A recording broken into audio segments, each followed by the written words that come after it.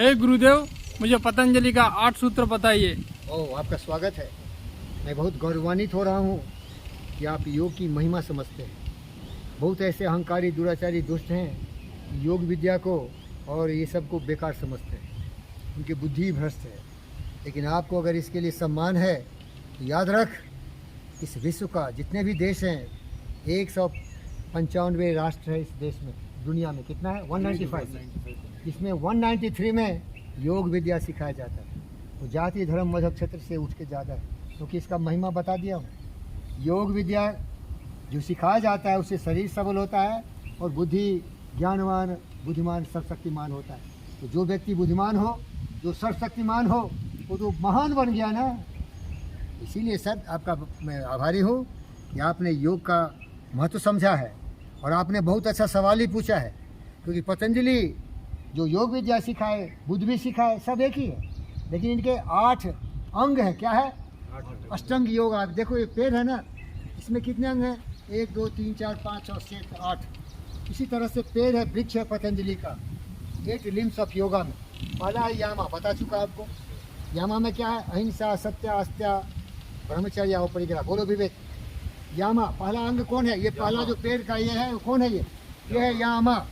इसमें क्या है? देखो बहुत सारे हैं ना पार्ट, इसमें भी 5 है इसमें। वो क्या है? अहिंसा, सत्या, अस्त्या, ब्रह्मचर्य और परिग्रह। एक लिंब हो गया। ये दूसरा लिंब है नियमा, उसमें भी 5 है। देखो उसमें भी 5 है ना, इसमें भी 5 है। उसमें क्या है? स्वच्छा, संतोषा, तपसा, स्वाध्याय और परिग्रह। ये दूसरा हो गया यामा नियमा। इसके बाद आसना जो सिखाऊंगा मैं, तीसरा ये हुआ। इसके बाद प्राणायाम वो सिखाऊंगा मैं, चौथा हुआ। 5वां है अपरिग्रह। अपरिग्रह का मतलब होता है, अपरिग्रह का मतलब कि दिमाग में जो भूसा कसा हुआ है ना, काम क्रोध मद लोभ मोह ईर्ष्या द्वेष कलह अहंकार दुष्टता, सबको निकाल के फेंक, कचरा साफ कर और उसमें रख अहिंसा, सत्या, अस्त्या, ब्रह्मचर्य और परिग्रह। कचरा निकाल दे, जहर निकाल, अमृत डाल। बोलो बोलो बोलो, जल्दी बोलो जल्दी बोलो। जैसे कि महात्मा गांधी हिंसा के पुजारी थे, हाँ, उसी time sir Bhagat Singh sir वो हिंसा सर।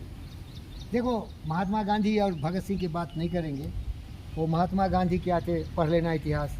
भगत सिंह क्या था, पढ़ लेना इतिहास। क्योंकि महात्मा गांधी भीख मांग मांग के लात जूता खाते भी दुष्ट को कभी आज़ादी नहीं मिलती।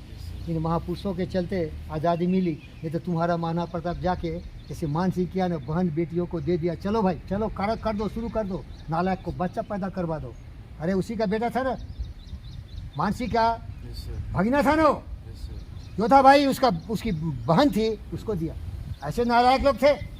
ये गद्दारों ने अंग्रेजों का साथ दिया। जब हमारा सुभाष बोस क्यों फड़का रहा है मुझे, मैं सुभाष बोस हूँ, अंग्रेजों को मुकाबला कर रहे थे, हिटलर के साथ दोस्ती लगा के अंग्रेजों के छक्के सुना रहे थे। ये कौन थे? हिंदुस्तानी युवकों को सुभाष बोस के खिलाफ लड़ने के लिए अंग्रेजों को सेना में शामिल कर रहा था। मालूम है क्या? समझ में आ गया? गांधी क्या था? चालाक था।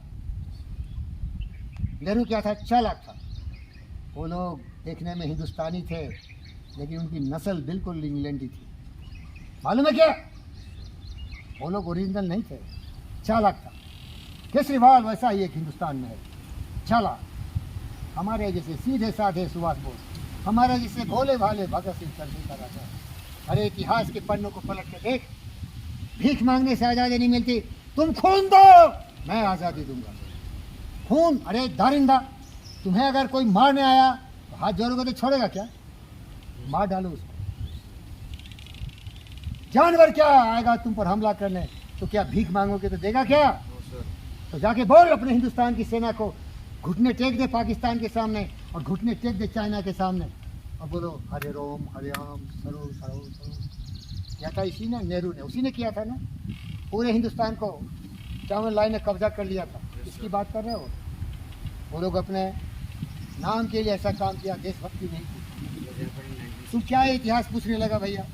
मैं योग विद्या सिखा रहा हूँ, तुम ये सिखा रहा है, समझ रहे हो क्या? कट कर दीजिए। ये क्या